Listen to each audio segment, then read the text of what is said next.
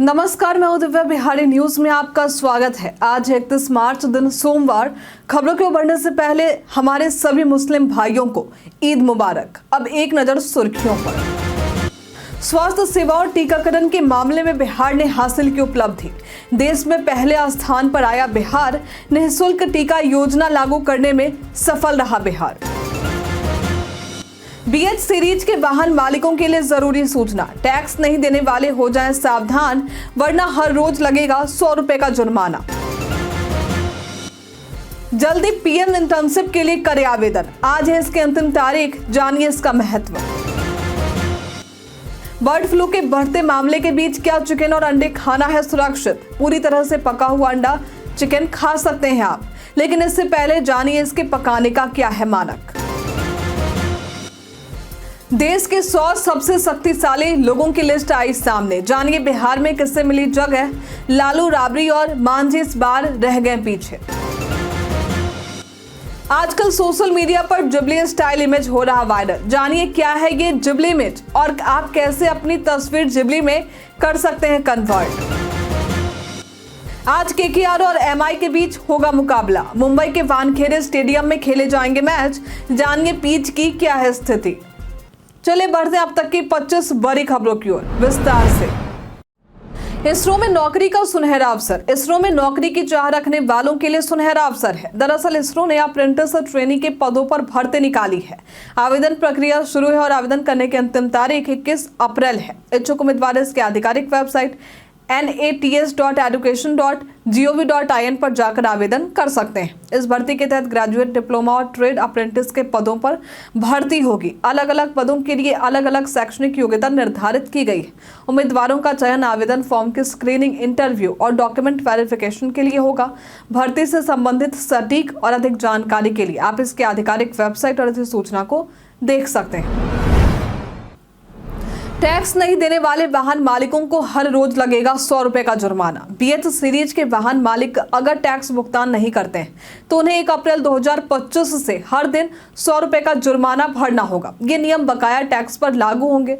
वाहन मालिकों को 31 मार्च तक बकाया टैक्स पर 70% तक छूट दी गई थी, लेकिन इसके बाद पूरा टैक्स चुकाना होगा।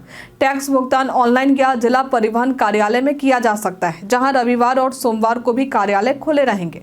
BH सीरीज 2021 में शुरू की गई थी, जिसका उद्देश्य विभिन्न राज्यों में कार्यरत लोगों को सुविधा देना है। महिला मतदाताओं का नाम मतदाता सूची में जोड़ने पर दिया जा रहा है ध्यान। बिहार में विधानसभा चुनाव को लेकर भारत निर्वाचन आयोग महिला मतदाताओं के नाम मतदाता सूची में शामिल करने के लिए काम कर रहा है। मुख्य निर्वाचन पदाधिकारी HR श्रीनिवास ने राजनीतिक दलों से सहयोग की अपील की है। राज्य में कुल 7 करोड़ 80 लाख मतदाता हैं, जिनमें पुरुष 52.25% हैं और महिलाएं 47.75% हैं। हालांकि महिला मतदाताओं की मतदान में भागीदारी पुरुषों से अधिक रही है। 2019 और 2024 के लोकसभा चुनावों और 2015 व 2020 के विधानसभा चुनावों में महिला मतदाताओं की भागीदारी पुरुषों से ज्यादा रही। आयोग महिला मतदाताओं का अनुपात बढ़ाने पर फोकस कर रहा है। आज पटना के गांधी मैदान में सुबह 7:30 बजे पढ़ी जाएगी ईद की नमाज। पटना के गांधी मैदान में ईद की नमाज के लिए जिला प्रशासन ने पूरी तैयारी कर ली है। आज सुबह 7:30 बजे से ईद की नमाज शुरू होगी। नमाज के लिए वाहनों की पार्किंग और यातायात व्यवस्था की योजना बन चुकी है। सुरक्षा के मद्देनजर 250 मजिस्ट्रेट और पुलिस कर्मियों को तैनात किया गया है। जिलाधिकारी डॉक्टर चंद्रशेखर सिंह, पटना SSP अवकाश कुमार और अन्य अधिकारियों ने तैयारियों का निरीक्षण किया। जिलाधिकारी ने लोगों से अपील की कि वे इस त्योहार को सौहार्द और भाईचारे के साथ मनाएं और सभी को ईद की शुभकामनाएं दी।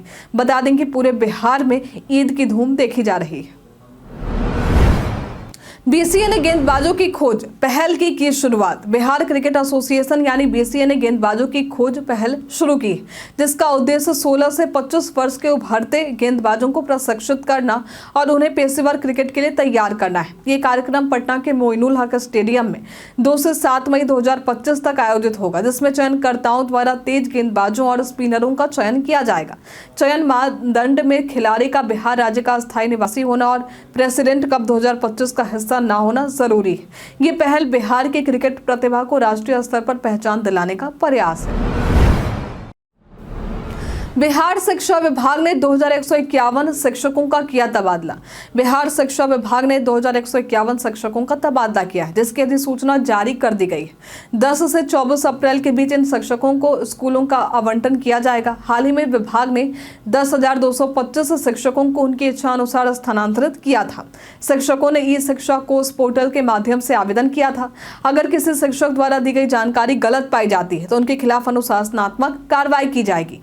जनवरी में गंभीर रोगों से ग्रसित 47 शिक्षकों का भी मतदान किया गया था और अब 260 अन्य शिक्षकों का भी स्थानांतरण हो चुका है। बर्ड फ्लू के मामले के बीच क्या अंडे और चिकन खाना है सुरक्षित? जानिए। अभी कुछ दिनों से बर्ड फ्लू के मामले काफी ज्यादा देखने को मिल रहे हैं। ऐसे में सवाल उठता है कि इस समय अंडा या चिकन खाना सुरक्षित है। तो आपको बता दें कि पूरी तरह से पका हुआ चिकन और अंडा खाने से बर्ड फ्लू नहीं फैलता है। WHO या OIE के मुताबिक बर्ड फ्लू के दौरान पूरी तरह से पकाया गया पोल्ट्री और पोल्ट्री उत्पादन खाना सुरक्षित है। खाना बनाते समय सभी सुरक्षा उपायों का पालन करें। यदि चिकन से संबंधित तला हुआ आइटम बना रहे हैं तो 150 डिग्री सेल्सियस से अधिक पर पकाएं। पकाए हुए आइटम को 130 डिग्री सेल्सियस से अधिक पर, उबले अंडे को 100 डिग्री सेल्सियस, तंदूर को 240 डिग्री सेल्सियस और ऑमलेट को 150 डिग्री सेल्सियस पर पकाएं। खबरों की ओर आगे बढ़ने से पहले एक महत्वपूर्ण बात, हमारे निवेदन पर आपने जिस तरह से हमारा साथ दिया और बड़ी संख्या में हमारे चैनल को सब्सक्राइब किया, इसके लिए हम आपके प्रति अपनी गहरी कृतज्ञता और आभार व्यक्त करते हैं। आप सभी का सहयोग हमारे लिए बहुत मायने रखता है। यदि आपने अभी तक हमारे चैनल को सब्सक्राइब नहीं किया है तो कृपया हमारे इसे चैनल को सब्सक्राइब करें और बेल आइकन दबाना ना भूलें, ताकि आपको वीडियो का नोटिफिकेशन मिलता रहे। आपका साथ हमारे लिए बहुत महत्वपूर्ण है और हम चाहते हैं कि इस सफर में हम सब एक साथ आगे बढ़ें। बिहारी बर्थडे स्पेशल में बात होगी मीरा कुमार की। मीरा कुमार देश की प्रतिभाशाली नेताओं में से एक है। इनका जन्म आज के दिन वर्ष 1945 में बिहार के सासाराम में हुआ था। इन्होंने 15वीं लोकसभा में बिहार के सासाराम लोकसभा क्षेत्र का प्रतिनिधित्व किया था और लोकसभा की पहली महिला स्पीकर बनी थी।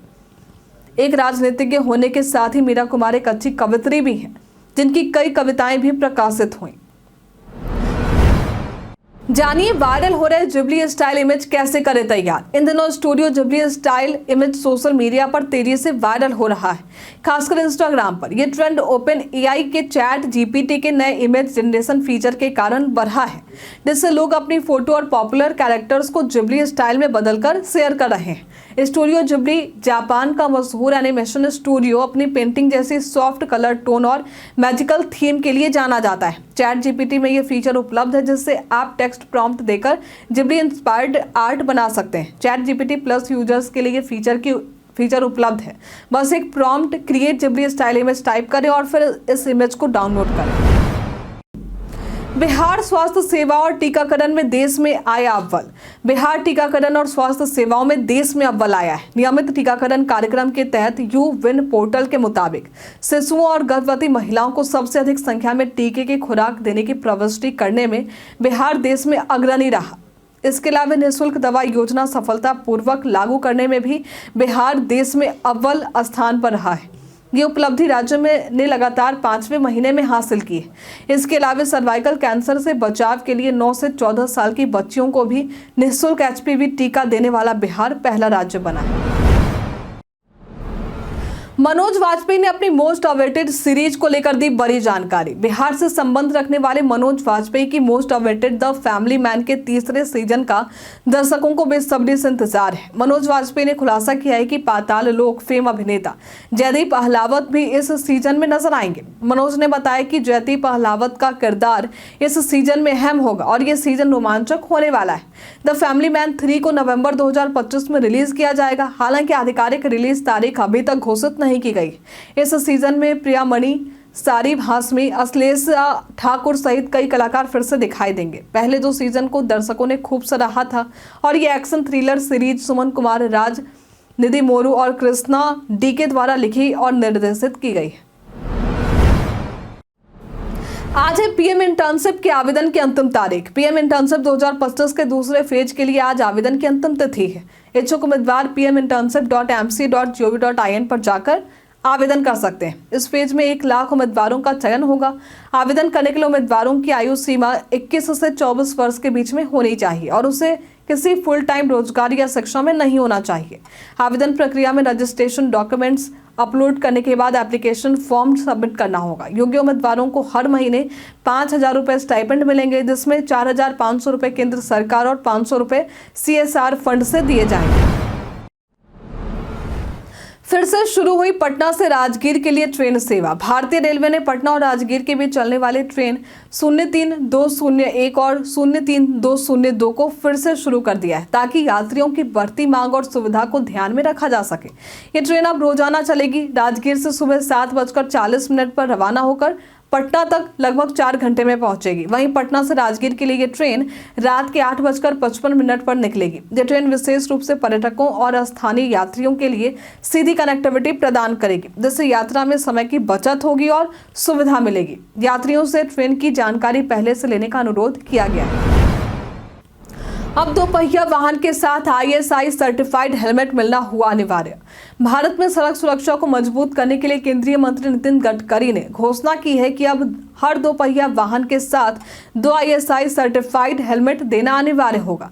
इस कदम से सड़क हादसों और मौतों में कमी आने की उम्मीद है, क्योंकि हर साल लाखों लोग सड़क दुर्घटनाओं में मारे जाते हैं, जिनमें से अधिकांश हेलमेट ना पहनने के कारण होती है। हेलमेट मैन्युफैक्चरर्स एसोसिएशन ने गडकरी के इस फैसले का स्वागत किया है। ISI सर्टिफाइड हेलमेट उच्च गुणवत्ता और सुरक्षा मानकों को पूरा करते हैं। इसके अलावा मोटर वाहन अधिनियम में संशोधन के तहत हेलमेट सही तरीके से ना पहनने पर 2,000 रुपए का जुर्माना लगाया जाएगा।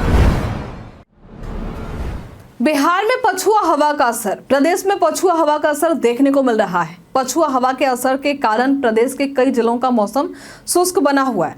कुछ जगहों पर तेज हवा चलने की संभावना भी है। प्रदेश में आज का अधिकतम तापमान 36 से 38 डिग्री और कुछ जगहों पर 38 से 40 डिग्री रहने की संभावना जताई गई। वहीं न्यूनतम तापमान 18 से 20 डिग्री तो कुछ जगहों पर 20 से 22 डिग्री रहने की उम्मीद है। बक्सर में 42 पेटी शराब हुए बरामद। बक्सर में उत्पाद विभाग ने वीर कुंवर सिंह सेतु पर एक कंटेनर से 42 पेटी शराब बरामद की। शराब को फर्नीचर के बीच बनाए गए तहखाने में छिपाकर ले जाया जा रहा था। 99 कार्टन विदेशी शराब और 1 पेटी बियर, कुल 891 लीटर शराब और 12 लीटर बियर जब्त किए गए। कंटेनर आगरा से दरभंगा जा रहा था और तस्करी के पीछे एक संगठित गिरोह का हाथ होने की संभावना है। गिरफ्तार चालक धर्मेंद्र मेहरा ने बताया कि ये गिरोह बिहार से में प्रतिबंधित शराब की आपूर्ति करता है। पुलिस गिरोह के अन्य सदस्यों की पहचान में जुटी हुई है। शेयर मार्केट के नाम पर ठगी का मामला आया सामने। नवादा में साइबर पुलिस ने शेयर मार्केट में निवेश के नाम पर ठगी करने वाले 2 आरोपियों निकेश कुमार और विपुल कुमार को गिरफ्तार किया है। दोनों ने फर्जी company Aviva investor emerging market equity fund में से लोगों को ऑनलाइन ट्रेडिंग का झांसा दिया और 51 लाख की ठगी की। पुलिस ने आरोपियों से 7,05,850 रुपए, बाइक, मोबाइल, 12 ATM कार्ड, 3 आधार कार्ड और अन्य दस्तावेज बरामद किए। पुलिस ने जनता से अपील की है कि वे किसी अनजान व्यक्ति पर कंपनी पर भरोसा कर निवेश ना करें। जानिए कितने तरह के होते हैं कूलर और कौन से कूलर हैं आपके लिए बेहतर। गर्मियों में कूलर का चुनाव करते समय विभिन्न प्रकार के कूलरों जानिए कितने तरह के होते हैं कूलर और कौन से कूलर हैं आपके लिए बेहतर। गर्मी में कूलर का चुनाव करते समय कई तरह के कूलरों को समझना जरूरी है। ये एयर कूलर आमतौर पर घरों में उपयोग होते हैं, जो पानी से हवा को ठंडा करते हैं। पर्सनल कूलर छोटे कमरों के लिए होते हैं और पोर्टेबल होते हैं। डेजर्ट कूलर बड़े कमरों या खुले स्थानों के लिए होते हैं और इनमें बड़े वाटर टैंक और पावरफुल पंखे होते हैं। टावर कूलर स्टाइलिश और पोर्टेबल होते हैं, जो छोटे कमरों के लिए उपयुक्त हैं। विंडो कूलर खिड़कियों में फिट होते हैं और बड़े क्षेत्रों के लिए होते हैं। स्मार्ट और रिमोट कंट्रोल कूलर एडवांस सुविधाओं के साथ आते हैं, लेकिन इनकी कीमत अधिक होती है। देश के 100 सबसे अधिक शक्तिशाली लोगों की लिस्ट में देखिए बिहार के नेताओं का स्थान। इंडियन एक्सप्रेस ने हाल ही में देश के 100 सबसे शक्तिशाली लोगों की लिस्ट जारी की। इस पावर लिस्ट में बिहार के मुख्यमंत्री नीतीश कुमार को 21वां स्थान मिला है, जबकि पिछले साल वो 24वें स्थान पर थे। पीएम मोदी पहले, गृह मंत्री अमित शाह दूसरे और विदेश मंत्री एस जयशंकर तीसरे स्थान पर। नीतीश के अलावा बिहार से चिराग पासवान 59वें रैंक पर है और तेजस्वी यादव 86वें रैंक पर है लिस्ट में शामिल है। चिराग को इस बार पहली बार लिस्ट में जगह मिली है, जबकि तेजस्वी की रैंकिंग में 13 पायदान का गिरावट आई है। लिस्ट में लालू प्रसाद यादव, राबड़ी देवी और जीतन राम मांझी को स्थान नहीं मिला है। अमित शाह के आते ही एनडीए के घटक दलों ने दिखाई एकजुटता। केंद्रीय गृह मंत्री अमित शाह ने बिहार विधानसभा चुनाव के संदर्भ में कहा है कि बिहार को विकास की राह चुननी है। उन्होंने मोदी सरकार की उपलब्धियां गिनाई और जैसे अयोध्या में राम मंदिर, पर्यटन विकास और बिहार को बाढ़ मुक्त बनाने का वादा किया। उन्होंने एनडीए सरकार बनाने की अपील की। उन्होंने कहा कि 2025 के बिहार विधानसभा चुनाव में नीतीश कुमार मुख्यमंत्री होंगे और मोदी नीतीश के नेतृत्व में एनडीए फिर से सरकार बनाएगा। शाह ने बिहार के विकास में नीतीश कुमार की भूमिका को सराहा और आरजेडी पर हमला किया, खासकर जंगल राज और भ्रष्टाचार को लेकर। इसके अलावा शाह के आने पर बिहार विधानसभा चुनाव 2025 की तैयारियों के लिए पटना में एनडीए घटक दलों की बैठक हुई, जिसमें गृह मंत्री अमित शाह, मुख्यमंत्री नीतीश कुमार, भाजपा, जदयू, लोजपा, रालोमो और हम के प्रमुख शामिल थे। बैठक में चुनावी रणनीति और एनडीए की एकजुटता पर चर्चा की गई। अमित शाह के बयान पर मीसा भारती का पलटवार। केंद्रीय गृह मंत्री अमित शाह ने रविवार को गोपालगंज में लालू प्रसाद यादव पर निशाना साधते हुए कहा कि उनके राज में बिहार में रंगदारी, अपहरण, डकैती और घोटाले बढ़े थे। उन्होंने बाढ़ राहत, रेलवे, चरवाहा, विद्यालय और चारा घोटाले का जिक्र किया। शाह ने कहा कि लालू यादव ने केवल अपने परिवार को फायदा पहुंचाया, जबकि नरेंद्र मोदी सरकार से बिहार के विकास के लिए 9 लाख करोड़ रुपए दिए। इसके बाद मीसा भारती ने शाह के बयान पर पलटवार करते हुए कहा कि लालू ने बिहार में 3 रेलवे फैक्ट्रियां और 6 यूनिवर्सिटियां बनवाई हैं।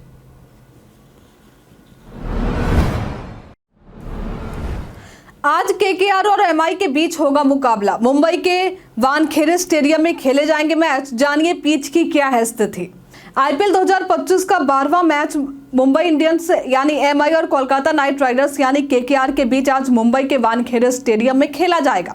दोनों टीमें अपनी स्थिति सुधारने के लिए उत्सुक हैं। वानखेड़े की पिच बल्लेबाजों के लिए अनुकूल मानी जाती है। यहाँ छोटे बाउंड्री और तेज आउटफील्ड होते हैं। हालांकि शुरुआती ओवरों में तेज गेंदबाजों को मदद मिल सकती है। पिछली बार के मुकाबले में मुंबई का कोलकाता पर हेड टू हेड रिकॉर्ड बेहतर रहा है, लेकिन हाल ही में कोलकाता ने मुंबई को पछाड़ा है। उसका असर शाम के मैचों में हो सकता है। बता दें कि मुकाबला शाम के 7:30 बजे आयोजित होगा। आपके अनुसार आज केकेआर और एमआई दोनों में कौन मारेगा बाजी? आप अपना जवाब हमें कमेंट में लिखकर जरूर बताइए। 31 मार्च कई कारणों से दर्ज है भारत के इतिहास में आज की तारीख। आज के ही दिन वर्ष 1998 में भारत और चीन inter governmental Congress on cultural policies के लिए गठित यूनेस्को की मसौदा समिति के सदस्य निर्वाचित हुए थे। आज के ही दिन वर्ष 1774 में भारत में डाक सेवा का पहला कार्यालय खुला था। आज के ही दिन वर्ष 1867 में मुंबई में प्रार्थना समाज की स्थापना हुई थी। आज के ही दिन वर्ष 1921 में भारतीय राष्ट्रीय कांग्रेस के झंडे को अंगीकार किया गया था। आज के दिन वर्ष 1964 में मुंबई में बिजली से चलने वाली ट्राम को बंद किया गया था। वर्ष 1504 में आज के ही दिन सिखों के गुरु अंगद देव जी का जन्म हुआ था। आज इग्नू में एडमिशन लेने का अंतिम मौका। Indira Gandhi national open university यानी इग्नू जनवरी 2025 सत्र के लिए ओपन एंड डिस्टेंस लर्निंग और ऑनलाइन मोड के माध्यम से दाखिले की रजिस्ट्रेशन प्रक्रिया आज बंद करने जा रहा है। उम्मीदवारों के पास आवेदन की आज अंतिम तारीख है। आप आवेदन के लिए इग्नू की वेबसाइट ignu.ac.in पर जाकर आवेदन कर सकते हैं। नए पंजीकरण के बाद एप्लीकेशन फॉर्म भरना होगा, कोर्स चुनना होगा और फीस जमा करनी होगी। जरूरी दस्तावेजों में पासपोर्ट साइज फोटो, हस्ताक्षर, शैक्षिक प्रमाण पत्र, अनुभव प्रमाण पत्र और कैटेगरी प्रमाण पत्र यदि लागू हो तो शामिल है। दस्तावेजों का साइज निर्धारित सीमा के भीतर होनी चाहिए। ई पैन कार्ड डाउनलोड करने के इस मैसेज की जानिए सच्चाई। कई लोगों को एक ईमेल के जरिए मैसेज भेजा जा रहा है। इस मैसेज के जरिए लोगों से उनके ई पैन डाउनलोड करने की बात कही जा रही है, लेकिन आपको बता दें कि ईमेल फर्जी है। इस तरह के मैसेज या कॉल से बचें। किसी भी अनजान लिंक पर क्लिक करने से बचें। पीआईबी फैक्ट चेक ने भी इस तरह के मैसेज को फर्जी बताया है। ध्यान रखें, इस तरह के फर्जी मैसेज या कॉल से आप वित्तीय धोखाधड़ी के शिकार भी बन सकते हैं। हम प्रतिदिन आपसे 5 ऐसे जरूरी सवाल पूछेंगे और उसके जवाब बताएंगे जो कि बीपीएससी, बिहार पुलिस दरोगा समेत एसएससी जैसे अन्य प्रतियोगी परीक्षाओं में काम आएंगे। सवाल इतिहास, बिहार स्पेशल, विज्ञान, करंट अफेयर्स और भूगोल से रहेंगे। पूछे गए 5 सवालों में आपने कितना सही उत्तर दिया है यह हमें कमेंट में लिखकर जरूर बताइए। तो हमारा पहला सवाल है, भारत और जापान ने 6 परियोजनाओं के लिए कितने जापानी येन ऋण समझौतों पर हस्ताक्षर किए हैं? ऑप्शन है 191.736 बिलियन जापानी येन। ऑप्शन बी है 150 बिलियन जापानी येन। ऑप्शन सी है 200 बिलियन जापानी येन। ऑप्शन डी है 100 बिलियन जापानी येन। इसका संयुक्त दर 191.736 बिलियन जापानी येन। फीफा क्लब विश्व कप 2025 विजेता को जो पुरस्कार मिलेगी उसकी राशि कितनी है? Option A $125 million, option B है $100 मिलियन, ऑप्शन सी है $40 मिलियन, ऑप्शन डी है $80 मिलियन। इसका संयुक्त दर है $125 मिलियन। भारत की नुमालीगढ़ रिफाइनरी लिमिटेड ने किस देश में अपना संपर्क कार्यालय खोला है? ऑप्शन है श्रीलंका, ऑप्शन बी है बांग्लादेश, ऑप्शन सी है नेपाल, ऑप्शन डी है कंबोडिया। इसका संयुक्त है बांग्लादेश।